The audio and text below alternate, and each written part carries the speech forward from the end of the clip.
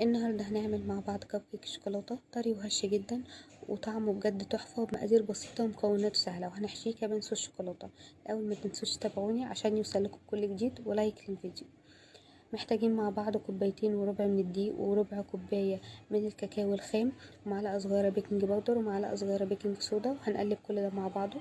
وفي بولة تانية هنحط البيضتين وهننزل عليهم كوباية ربع من السكر ورشة الفانيليا ونقلب لحد القوام بتاعنا ما يفتح.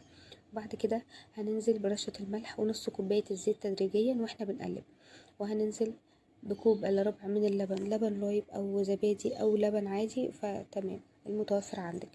وبعد كده هننزل بالمواد الجافة بتاعتنا. طبعا هنلاقي ان الكيكة قوام الكيكة تقيل، فهننزل عليها بربع كوباية الا ربع من المية السخنة. وطبعا انتوا عارفين المية السخنة عندي اساسي في الوصفات بتاعتي بتاعت الكيكة، بتبقى جميلة جدا. بعد كده بتخلي الكيكة هشة اصلا. وبعد كده هنخلص وهيبقى القوام معانا كويس، وهنحط الخليط بتاعنا كله في دورق زي كده عشان يسهل علينا واحنا بنحط في قوالب الكب كيك. هنخلص الكمية بتاعتنا ونحطها بدرجة حرارة 180، وهتقعد من 10 ل15 دقيقة في الفرن. بعد كده هتطلع هنحشيها بصوص الشوكولاتة زي ما انتوا شايفين كده بسرنجة. عندك كيس الحلواني يبقى تمام.